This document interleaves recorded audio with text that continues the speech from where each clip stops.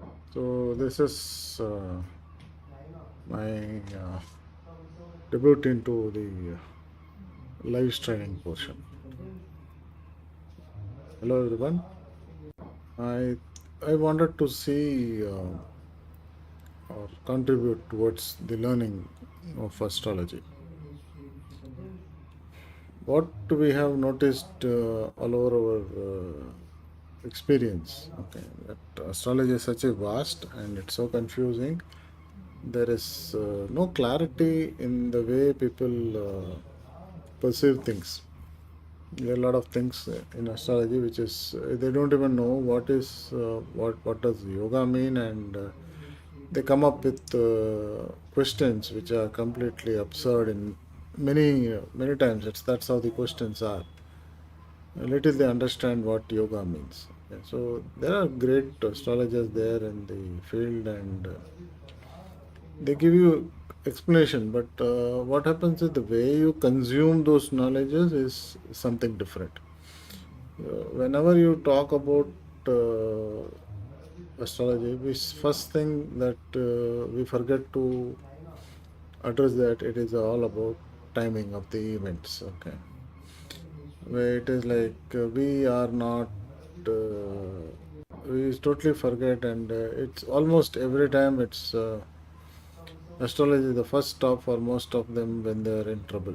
Okay, until they are in trouble, they don't care. They talk. They give negative comments about the this particular subject.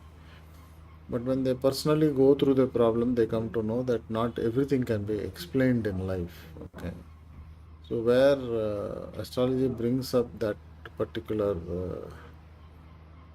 enlightenment or light into that, it focuses us there. Okay, it's like you are you're doing something wrong, and something wrong, and you don't know why things are going wrong. Okay, so no science can explain you that. Okay, no science can explain you what's going wrong with you. Okay, so why it's happening again and again, why it's happening, those things are all cannot be explained. So when you listen to a proper person who has the knowledge and he is able to analyze, and then he to see, knowledge of astrology is one portion of it, and analyzing the chart is another portion of it. Okay, so there are two three different things that are in combination only works. Then comes your timing of the event. Timing of the event will never be accurate because nobody or none of us can be accurate about our birth time. Okay, so if you talk about the how they detect the birth time, there are various concepts. One will say the first the kid should have cried. That is taken as the first. That's the birth time. One will say the head should have come out. Okay. What if the leg comes out first? And then someone will say the kid should fall on the floor. In that, who is going to calculate that? Yeah, so these are all some challenge, and by the time you expect the doctors to be busy with the pregnancy or the childbirth, or do you expect them to see the time and keep on noting? So there also there will be a lacuna. On top of it, there is, you will say the locations. You will say, if you are from Bangalore, you will say Bangalore. That's all. Bangalore is your location, and you expect Bangalore to be a small place. I'm sorry, it's not. Same goes with Delhi or New York, any place. Okay, it has got quite a number of kilometers of radius, and so your location is also not that accurate. So what apparently what I'm trying to tell you is the birth time can never be really correct. There one video that I saw, it's like almost 5 minutes. They're struggling the kid to make the kid breathe. Okay. So finally the kid took his breath and all. 5 minutes, what all happened we don't know with the body. And that after that 5 minutes only the birth time is. So what do you think the doctor would have recorded the time as?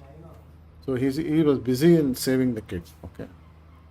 And in that 5 minutes, any organ could fail, anything can happen, right? These are all logics.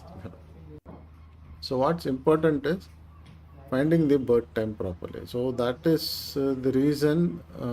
If many times what will happen, either the incident will happen earlier or it will happen later than what has been prescribed or what has been predicted. Okay, these are standard things that will happen. So I might see one chart and I might have said it should happen in 3 months. You say then he will come and say, no, sir, it already happened. Couple. So what does it mean? The timing is not correct. Okay, but if the incident I'm able to say, but timing is not. Some people will come with absurd timing, like 1 hour, 2 hour of gap.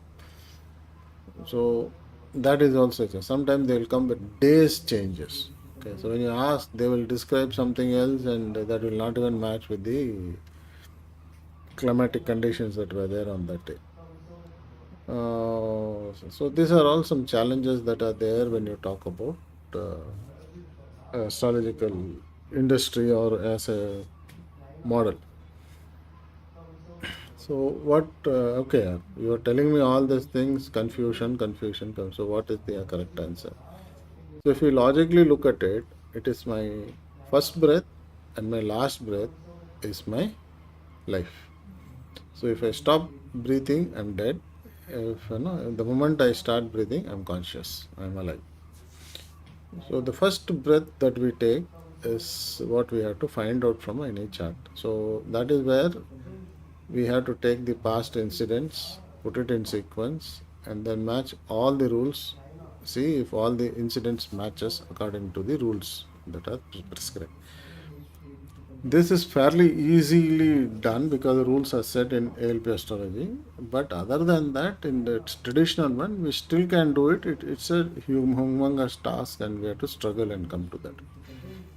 Okay, so that is what is the difference. So you have to have. So when you are reading a chart or somebody else, you are getting a chart read. So give a gap of couple of months between plus or minus to this thing to happen because of this time difference in the birth, which nobody can be accurate. Okay, there was one case where I predicted saying that the kid will come around 26th or something on that month, and it happened that it came back. It came earlier than that. Okay, 23rd it came, 3 4 days before it came, and now is my prediction wrong?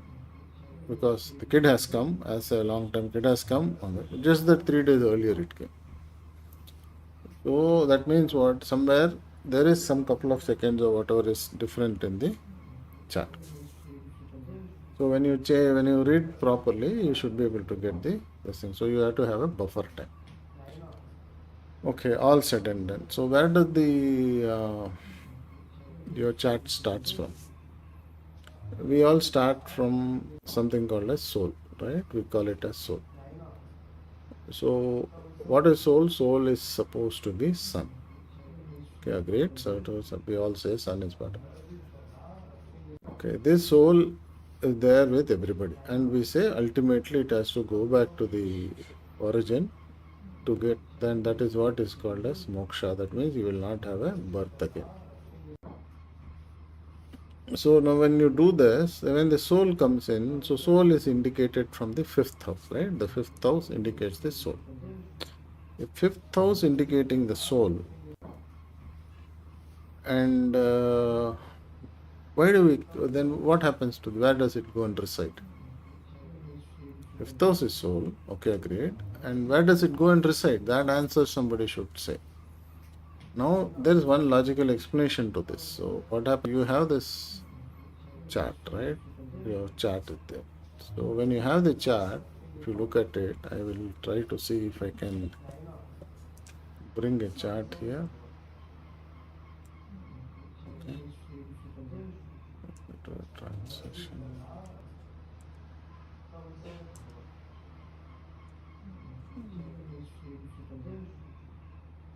I think I have to. Give me a second. I will just move here. I have to. I don't know why it is not moving. This should come here. Now, why my image is so big? I have to reduce it. Okay. Give me a second.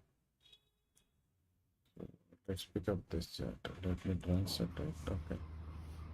So we should